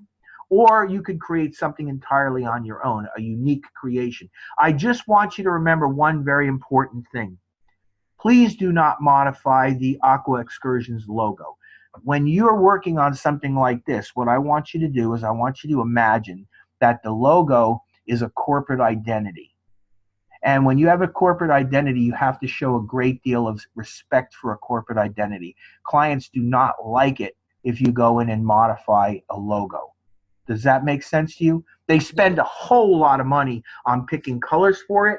They spend a whole lot of money on an agency or a graphic design firm that specializes on it, developing the symbolism, creating the type that's unique in appearance, mixing the color in, and doing all the things that they do to make that logo look the way it looks. And they do not usually appreciate it very much if you go in and modify it. Right. Does that make sense? That's like trying to change Coke or Nike. Yeah, and you would never do that. I mean, Coke, if you look at Coke, it's always been that white lettering. It's never really deviated. And, right. and they are very specific. And the red, it's always that red, And I bet you 25 years from now, Coke will look the same way. Right. So that's the important thing for you to take away from this, is that even though this Aqua Excursions logo is a silly little make-believe name, treat it with the same kind of respect that you would treat if it was a real customer. And again, I've been down that road. I've made the effort at times to modify logos. And I won't say that I got fired by it, but I've had my ideas generally rejected because they don't want that kind of inconsistency. They want consistency. Okay? So decide, and that's why I was saying when I created that little white outline there, even though that does add something to the look of the logo, it doesn't really affect the overall logo. The logo stays more or less the same. Now, one could argue that maybe that gradient being used in the word aqua, that might be rejected by the company. They might reject that. But that's something that's easy to fix. I just go back to the file and I put the full blue back in and I bring it back in with that outline in full blue and I get the same basic idea. So I would put something like that forward to see if it flies or not. And then if it gets bounced on me, then I just go back in and I change it back. Right? Right. Okay. So any other questions about that? No. All right. What I'm going to do, so this panel is done. This panel is done. I'm going to jump away from the back for a minute because I want to go inside. We're at 8:25. I want to get a little bit of the inside done. And as far as the back is concerned, really all it is just a lot of text and a logo. And then, of course, remember, since this is the back, generally what you do is you put things like your email address, your address, your phone number. I have it down here. There's the address information, and then some rights reserved type of stuff. And, up here I have email address and phone numbers. And then on the back, I got things like testimonials. So that's really all the back is in this particular case. And I may even get to it, but what I want to do is I want to show you a little bit about how I prepare the inside of this, because there's some interesting stuff that goes on in here as well. So the first thing that I want to do is, let's go to the inside on this one. You'll see that I got this photo that kind of goes all the way across the background, and it's kind of a ghost image of the bottom of the ocean. See it? Right. Can you see what it really is, though? You can't see it so much over here because it goes almost completely white. But if you look over here, you can get a sense that it's sort of like the bottom of the ocean, right? Right. Okay, so I'm going to put that in, and then I'm going to bring in my picture of my diver, and I'm going to show you how I placed, and I'm going to show you how I made my diver sort of transparent in the mix of this as well. So let's get to that. Now, I'm going to create a box that's going to cover the entire inside of my brochure, or my trifold. Bring it over all the way to the, there we go. All right, so now I have my box, and actually it looks like it got a little short on me here. Let me fix it. I want it to go to there. There, okay. So this box essentially is covering the entire inside of my trifold, right? Right. Okay. File, place. And I'm looking for reef. That's the photo, reef. And it's a TIFF. See what it is? I did this in Photoshop. Essentially, it's a partially transparent image that has a, it actually disappears to white as it goes across the page. So it's doing two things. It goes across the page, it goes from full image to white, and then it's transparent, so it isn't a full image, it's kind of a ghosty image.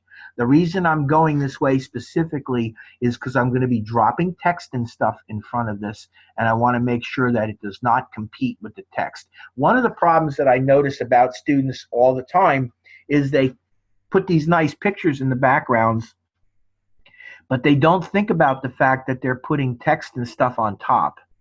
And then they have this nice image in the background, which looks real good, but it's also very strong, and it competes and fights with the text.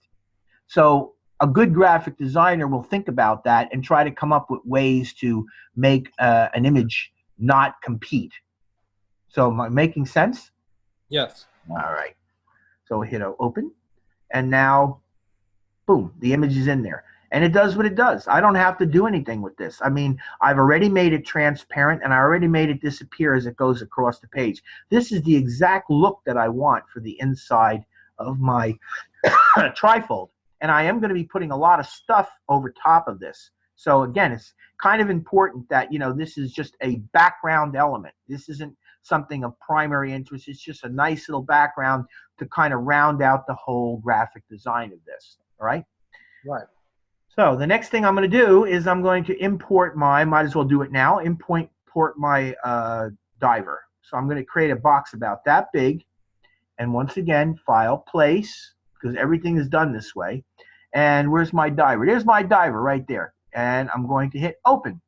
Boom. Now, there's my diver, but I just want to point out to you that my diver is not transparent. He's full. He's a full diver. Okay? In other words, when I say that, he's a full color diver. And I did that kind of on purpose because what I wanted to show you is that, you know, there are other ways that you could make transparency on these objects. And I think I could actually size him a little bit. Let me just check my final. The final he covers, it looks like he's probably a little bit bigger, maybe not too much bigger. I think he's a little bit bigger.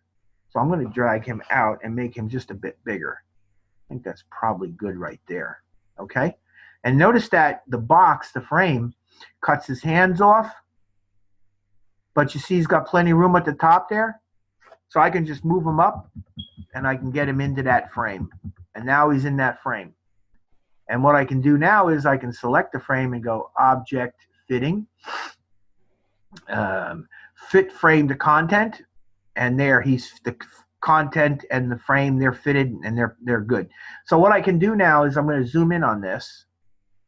And I don't know what the final rotation will be, but I can go edit transform. Where are we at here? Here. Oh, sorry. Here, I can do it with this. Click on that. And what I can do is come up here. See what I'm doing? I'm coming up here. See the arrow changing? See it turning to a curve? Yes. Click. And I'm going to just drag. And I'm going to rotate my diver a little bit. So he looks like he's kind of diving down. I have to adjust him in the end anyway, so I don't exactly know where he's going to be. I'm putting him where I think he's going to be. He's probably not. Go to View menu and zoom out. Get a better look at this view, zoom out. All right, so now I have my diver in there, but my diver is pretty strong, and I want him to be a little bit less strong. All right, let's go to the View menu again and see if we can go to Display Performance. That is high quality display. Okay, so that's as good as he gets at this point. So what I'm going to do is go to the Object menu, and I'm going to come to Effects, and I'm going to hit on Transparency. And Transparency comes up, and I'm moving it so you can see it. And I'm going to take the opacity of this guy down. I'm going to start bringing his opacity down, and I'm going to see what I get as I bring his opacity down. See him going down in opacity? Yes. All right, that's what I'm looking for. I want him to kind of be almost like he's in the same level as that picture in the background. And I think maybe 50 will do it. Maybe 50 is good. Let me go down to 50 and see. That's probably pretty good. Hit OK and deselect it. Go View, Fit, Page in Window. And there he is. Okay, so he actually is nice and light and looks like he belongs in line with that background, right? What do you think? Now, you can see through him somewhat because he is transparent, but I doubt very much that that's going to pick up very much once you have all the text and everything in place. And if I wanted to minimalize that somewhat, I could click on him and go Object, Effects, Transparency, and bring it up to like 55, something like that, or 60, something like that. And I could maybe knock a little bit of that back, but that's probably good enough for our purposes, all right? So there are my two main elements in here. Now the next thing that I'll do is I'm going to put some text up here on this, all right? So let's go back in here and let me start putting some text into here. And again, all this is more or less a repetition of what I did on the other side, of this. You're going to click and you're going to create some boxes, and you place the boxes where you think you're going to want them. I think I want my text to run that far across there. I'm going to come into my copy, and I'm looking for my inside page, which I think is here. Yeah, here we go. Aqua Excursions, Dive Adventures. Let me just check. Aqua Excursions, Find Your Own Paradise. See what I'm looking for? Right. Yeah. So I'm going to come in here, go back to my layout, come in here, and I'm going to grab Aqua Excursions, Dive Adventures first. And let me get it right. Click on that, copy, and come in here. And where'd my box go? My box. There it is. And Control V to paste it. And there it is. And once again, Myriad Pro is there. This time it took the Myriad Pro. And I guess I want this. I think this is regular, actually. Let me see. That's, no, it's not. It's medium, I think, actually. I think it's medium. Go back here. And I think it's medium. Yep. Oh, I'm in the wrong one. There we go. Select it and make it medium. It's heavy gold, actually. And start bringing it up. And I think it goes up to about 20. Probably about right. And again, I think it was white, if I'm not mistaken. And let's deselect and see. So that's that. That's that. And it looks like it's about right. I think it's close enough for our purposes. Yeah, that'll probably do. Let me make it 21 or 22. That's probably a little bit better. Make it 22. There we go. That's a little bit better. Okay, so there's Aqua Excursion Dive Adventure. And if I want, I can go Object, Fitting, Fit Frame to Content. And now I come in here and create another frame right below it. And that's going to come out, I think, a little bit further, probably to about there. And get our copy. This is going to be this line right here. Copy. Come back in. And Control V. And there I have that. And let's see what is it. Where's the break on that? It looks like I got the break right. Exotic Islands. Cancel. Exotic Islands. Yeah. Now this is going to be set with Myriad Pro Italic, I think. And it's going to go. There we go. And see, compare it and see. Yep, that looks about right. It looks about where I want it. And I think this is actually 20 on 20. So it's nice and tight. Personally, I like text to be kind of tight. That's just me. So I'm even going to move this up so that it kind of plays off of the Aqua Excursions, Dive Adventures, Find Your Own Island. I'm not spacing it out. I'm tightening it up more or less. Okay. Mm-hmm. Notice again that my text does go over the fold line here, but just these two headlines do. The rest of my body text are going to be held within the panel that they're in. Okay. So it's very critical that you think about this. What do I allow myself to, what rules do I allow myself to break, and how do I break those rules in a way that's tasteful and will look good and not look foolish? Right. And I have to think that way too. So don't feel funny about me saying that, because that's how this really works. It's knowing where and when to break the rules and how to break them. And then, of course, if you do break the thing, you think it's going to work, it doesn't work, you have to know when to get out of it and not do it, all right? Now that I think about it, I might want to put a little bit more space there. Okay?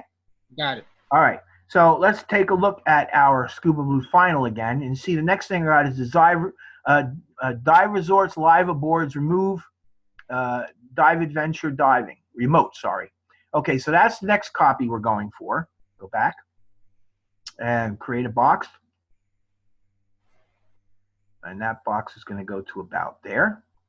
Also, remember now, I have a 1/2 inch of margin out here. And notice that I am clearly not putting anything out in that margin area. Not at all. Everything is staying within that margin. I could move things out if I want. In this particular case, I don't have huge amounts of copy, so I would keep it more or less in there. That white space, in the end, believe me when I tell you, is going to make it look all the better. Having a little bit of white space around this thing when it gets all done and printed out is going to make it look even better. Okay? Got it. All right, so here's the next line of copy. I'm going to select it, copy it, and paste it, Control V. And there it is. It's actually set in there just the way I want it. I want to make sure that I got the right font, Myriad Pro, and I think that's regular, and I think that's maybe close to the right size. Let's try. No, it's the right size, 12. Now, the only thing is, this particular color that I used was the blue from the front. And actually, I think it might have been this Pantone blue right here. So let me click on that, and let's make it that color. And yeah, see, that got that blue color. All right, and that's the only place that I'm really using that color. So I think I'll move that up just a touch. There's my next line of copy. Okay? Now, see? Now what I'm going to do is I'm going to put a picture in there. So I'm going to come over here, and I'm going to grab a picture box, and right about there I'm going to click and drag down. And I can bring this closer to the margin and go File, Place. And there's my clownfish picture. Hit Open. And there's my clownfish picture.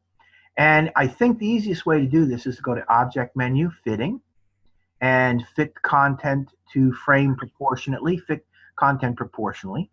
There you go. And now I have my nice little clownfish in the proper size that I want. Let's see if I'm probably a little bit bigger than I want it to be. So actually what I'll do here is I'll probably hold down the Shift key and make it just a bit smaller, just a bit. And if I want to, Object Fitting, fit content proportionally, just to adjust it down, get the full fish. There he is. There's my fish. All right? Got it. Okay. So actually, I would then keep, putting text in here and doing my text wraps, and I'd keep building all this. We're at 8:40 now. That gives me like 20 minutes to walk us through the process of packaging this. I don't want to rush that. So if you don't mind, I'm going to end here. You kind of see where we're going with this. I'm just going to keep adding elements in. And then if I had the time, I'd go back in and I would do my back panel. Okay? But since I'm running out of time, I'm going to jump over to this one here because there's some stuff I want you to see. And so I'm going to start off by talking to you a little bit about how you're going to send this assignment to me. What I would like you to do is I would like you to package this, and I'm going to show you how to package it. And you took that exam and it talked a little bit about packaging. And what packaging is essentially, it's in InDesign, it's a mechanical way to set up a folder that has everything that you need for this document in it to send to the printer. You'll get your text in there, you'll get your images in there, and you'll get a document that's linked to all the images. And it's in a folder that can then be sent to your printer. So that's what packaging's all about. So I don't know whether you've ever done this or not before, but we're going to do that tonight. I'm going to show you what is entailed in doing this. The other thing that I'm going to want you to also do is I'm going to also want you to send along with that package information. I'd also like you to send me a PDF as well, because very often the printer will use an Adobe PDF file. So I want to make sure that you're comfortable making both the packaged file and the PDF file. So that's what I'm going to do. I'm going to demonstrate how to do both of those things. And I'm going to give you the opportunity to ask me questions about it. And I'm going to start off by going to the type. And where we go here? Let's see. I want to go to edit. That's what I think it is. Edit. Spelling. Check spelling. The first thing that you're going to want to do is, before you get into this, you're going to want to check your spelling. Now, I have been through this before, and I don't really have any errors in it. And the words that are going to come up, like this word Samu, this was somebody's name. So I don't want to change that. I'm going to skip it. Ridge Mills is a fake name. I put it in there for an address. So I know I'm not going to worry about that. I'll skip it as well. Live aboards, that's just something that was supplied to me by the copywriter. So I know it seems like a funny combination of words, but I also leave that. The Scuba Blue is the name of the company. I skip that. Bora, I believe, is correct. We skip that. And of course, Bora Bora. Morea, M-O-O-R-E-A, I believe is correct. And this is just showing me this A with the A, and I'm not going to bother. I'll skip that. My email is a fake email that I created, so I skipped that. And then, of course, email.com I skipped. Bora, again, I skipped. I skipped Bora. Marie, I skipped. And it's done. But the point is that the reason I'm spell checking this is because the process of packaging does not do that. I have to do that. And it doesn't make sense to, if this was a real project, it doesn't make sense to me, for me, to send this off to somebody without spell checking it at some point. And I personally think the best time to spell check something like this is probably towards the end of the process. Does that make sense to you? Yes. Yeah. Matter of fact, I would spell check this, and I would send a copy of this to my writer and to my creative director or whoever is my boss for them to check it and look at it before I would send it to the printer. So, but just so that you understand this part of the process, I ran you through the process of spell checking it. I want you to do that, okay? All right, so now what I'm going to do is I'm going to proceed with the packaging of this. So I go File, Package, right there. It's really simple. You just go File, Package, and it'll open up the package dialog box. It's taking its own sweet time for some reason. There it is. Okay. Now, check this out.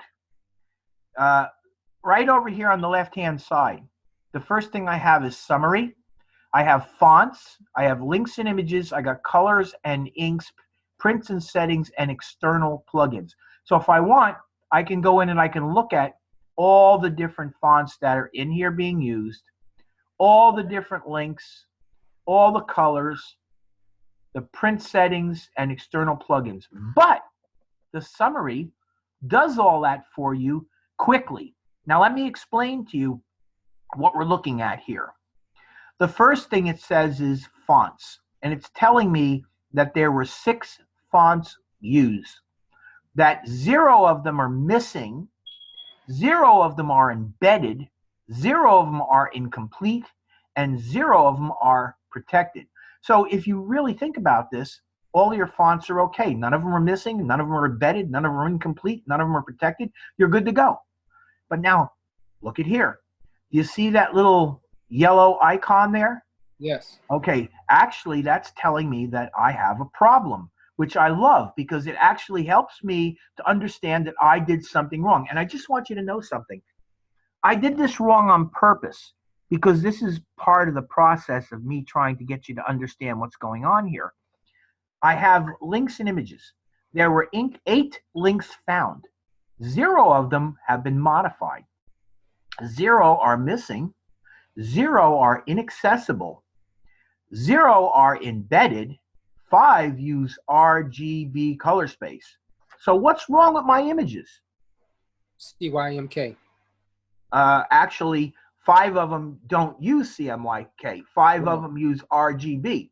So Right. essentially what I did not do, I did not go in and convert my files to 5 RGB to 5 CMYK. There are 8 images in there. 3 of them are properly converted. 5 of them are not. The colors and inks, 4 process inks, 0 spot colors. So you see what it says here, 0 spot colors. So Right. it's also telling me that I did my colors correctly, right? Right. Because they're all processed colors. And color management is on, and then there's no external plugins, and so on and so forth. But this is the one that I want to talk to you about. So we have these 5 RGB color images. Here are my options. I can either go here and cancel and then go back in and find the pictures and open them up in Photoshop and convert them to CMYK, or I can package this and then go into the packaged folder and open the images up in Photoshop and convert them from there. So does that make sense to you? Yeah, but I wouldn't you want to do it before you do that? No, not necessarily. It's totally up to you how you want to do it. The bottom line is the message has been sent to you. Are you awake? Have you read the message? Do you get it? That's the important thing. If Right. you understand what the problem is, you're professional enough to do it whatever way you go. So you can, yes, I can go in here and I can cancel this and I can go back and I can find all the images and I can convert it and I can go back and do this again. But remember one very important thing. In the end, what this is going to do is it's going to create a packaged file for you. And what you're going to be able to do with this is you're going to be able to take that packaged file, open it up, and see your images, and then open those images into Photoshop and find the 5. You know that there are 5 missing, or not missing, but 5 using RGB. You'll open up your images and you'll find the 5 images that use RGB and just convert them to CMYK. Right. Really not difficult. Okay? So Right. if there were 30 of them, that's a different story. But if there were 30 of them and you didn't do this, then I'd say, what kind of a designer are you? You've actually sent this thing in totally, totally screwed up. You really weren't prepared to do this. I did this specifically so I would pop up this problem and I'd be able to explain to you how to deal with it. So I had to do this in order to make something happen that would help me to explain what you're looking at here. Does that make sense? Yes, got it. So we hit package, and what I've decided I'm going to do is I'm going to actually package this. Then I'm going to show you what the package looks like after it's all done.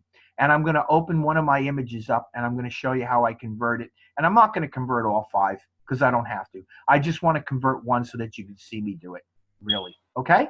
Good. So let's go package, because everything else is basically good on this except that one thing right there.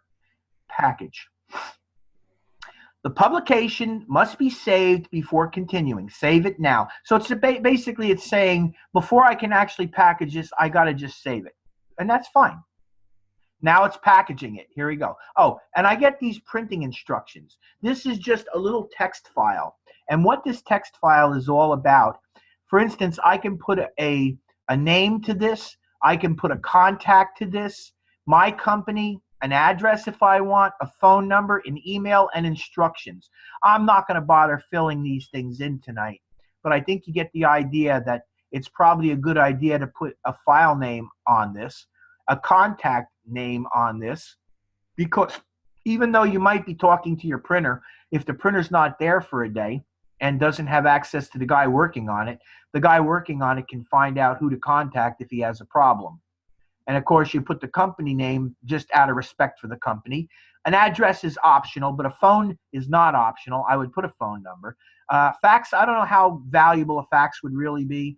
Email would be a good one because email everybody uses. And then, of course, instructions are anything that you want to say to this printer that you feel will protect you and keep you going down the path that you want to go down, get this thing done properly. So what do you think? Do you get what I'm saying here? Does this make sense? Yes. All right. So once again, I'm just going to fill all this in. Does. Who? Yes? It makes a lot of sense. Oh, who's this, Bob? Yeah. Oh, okay. Because I haven't heard you in a while, and all of a sudden you're back. So you're I've been here the whole time. I'm just listening. Oh, no, I know you're here, but you had it shut off because your kid was yelling. I heard. I know. But I'm saying is it's suddenly back. You're back. So I'll hit continue. And now what I'm going to do, it's going to be called Scuba Blue Final Folder. And it's going to go on my desktop, okay? And see what it says here? Package. Restrictions apply to copying font software for use by a service provider. Essentially, some of the fonts that we have on our machines, and you have different fonts on your machines than I do on mine. These fonts have limited use ability. We can't just use them any way that we want. We can use them in a project. Our printer can use them for that project, but has to know we can't use them for anything else. So they throw this message up, and I leave it on. I can deselect that and get rid of it and not show it. But I leave it on because I want you to know what it really means. It just means that you really got to be careful that you don't allow somebody to use the fonts for any other project than this project. Make sense? Yes. All right, okay? It's packaging.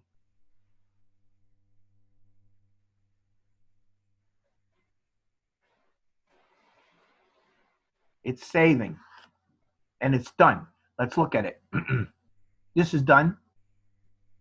And let's find the package. Right. Where would it be? Scuba Blue folder. I think that's it. And that's it. So this is what a packaged folder looks like. It looks just like a folder, but when you open it up, you have a copy of the Scuba Blue final brochure. That's the instructions. Remember the instructions? Right. There's the document fonts. When I click on this, let me show you what's in there. These are copies of the fonts. What it did was it went in to your font library and it copied them into this folder so that you can give this to the printer who can then put it into his machine if he already don't have those fonts, and he can make your document come up correctly. So that's why they do that. And then, of course, these are your images. They call them links, but these are your images. Now, remember, there's 8 images in here. 5 of these images are no good. They're RGB. So what I would do at this point is I'd come in here and I'd open up Photoshop, and I'm going to find one of my images that is in RGB. Give it a second for this to open up. We got 5 minutes, so I got to kind of rush this because I want to show you how to make the PDF as well. I know you saw it last week, but I want to just make sure you see it again. That's why I'm saying this. The time goes quick when you start doing this stuff. So you guys think you got enough so far to get this thing cooked out real good? Yeah, it's pretty good. Okay. Yes, sir. All right. So now what I'm going to do is I'm going to come down here and I'm going to grab an image that I think that might be one. Let's try it and see. RGB. See it? RGB. Yes. So we know that this image is not in the right color mode. So what do? Image, mode, CMYK. Don't merge because I want transparency. Hit OK. And now look, CMYK, right? Got See it. it? Everybody there? Yes. So do you understand what I did? Yes. Okay. Hit that, close it, and save changes. Yes. And now that has been converted. And I would go in literally and I would do all the rest of them that need doing that exact same way. Just that easy. Now, I want to get back to this because I want to go File, Export. And I want this to be Adobe PDF print. Okay, and this is going to be the PDF. I also would like you to do this as well. And I'm going to save this to my desktop. And actually what I think I'll do is I'll find my InDesign, wait a minute, where is it? The Scuba Blue Final folder. Open that up. And it's going to be Scuba Blue Final PDF. All right, and it's the Adobe PDF print. Got it all? Hit save. And now what I'm going to do is I'm going to come in here, high quality print. I want press quality, okay? And I'm going to leave all this alone, but I am going to go to marks and bleeds. And I'm going to put in here all the printer's marks and use the document bleed settings. Do you know why? And include the slug area. Do you know why I'm using the document bleed settings? You want that color to go all the way to the edges. Yeah, but why am I using document bleed settings? Because I set them in the document, remember? Right. Okay, so you're using the document bleed settings. They're already set. So really all you're going to do is go to general and you're going to change this to press quality. And then you're going to go right to marks and bleeds and you're going to put all the printer's marks in. Unless your printer tells you, for instance, that he doesn't want something in here. But for our purposes, put them all in. It's no big deal. And then use document bleed settings, include slug area, and hit export. And I think if I come down here, close this out, Scuba Blue folder, there is my PDF file. And let me show you what it should look like.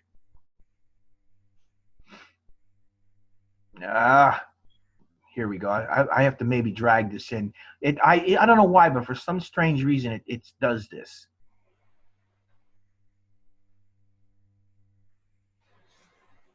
There we go. I don't know why. I didn't want to open it properly. There we go. Okay. So there is my PDF. And do you see what I end up with? I end up with my crop marks. I end up with my, my bleed marks. I got my color bar. I got my registration marks. And I have my grayscale. And I have it on both, on the page one, inside and outside. Okay? So that is what I want your final project to look like. What do you think? You guys good? Yes, so you will be sending two files. The PDF. Yeah, only reason is because I think you should go through the experience of doing both of them. Okay. Okay, because both of these are extremely valuable. You're going to find that your printer will allow you to do the PDFs. So you should know how to do both. All right? Good. PDF and the package. Okay, so I'm now going to go in. I'm going to stop recording. Are there any final questions before I actually stop the recording? None from me. All right, I'm going to go up. I'm going to stop recording.